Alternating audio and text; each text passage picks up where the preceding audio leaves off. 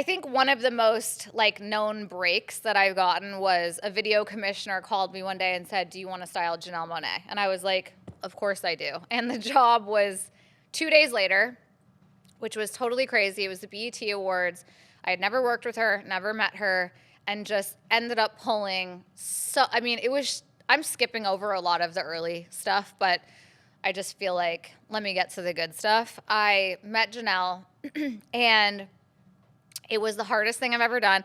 She was on vocal rests for our very first fitting. She couldn't talk to me. We were writing each other notes, and it was just the right fit, and we ended up working together for 6 years. And she and her team really, really made me the stylist that I am today. I think everything was so thought through and so perfect, and I don't mean to like toot my own horn, but it was grueling work. It was a big team effort, and I learned how to play amongst other creatives and let other people have input, and also learning how to like, no, I really believe this for myself. Like, this is the right answer. I'll never forget her Oscars gown in 2017. This was years into working together, but she was so unsure about that dress, and she looked at me and she was like, "Maeve, are you sure?" And I was like, "Yes, Janelle, I am sure. Like, this is the dress." And it like completely blew up. Like, was best dress, still on lists. People still talk about it.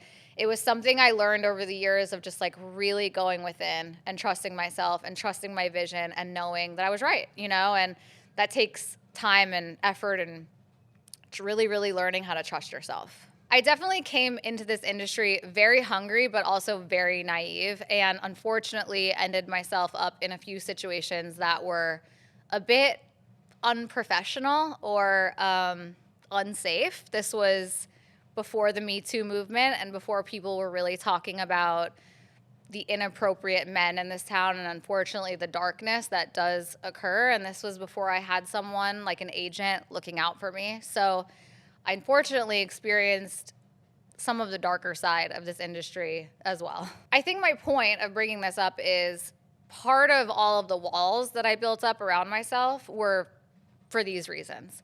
I remember also a producer, for instance, trying to like fuck me over on my rate and not pay me. And then I ran into him at the mall and he was buying Louis Vuitton luggage.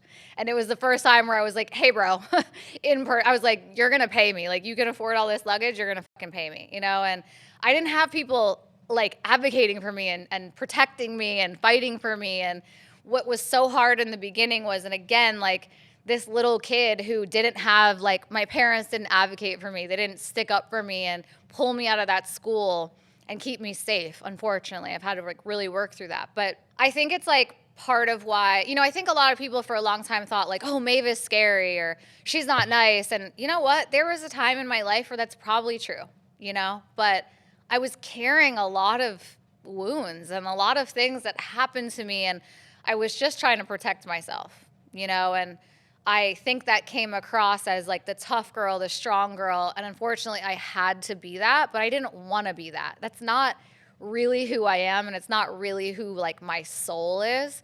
But it was like a self-preservation. Like, I just have to protect myself because honestly, hard shit has happened to me.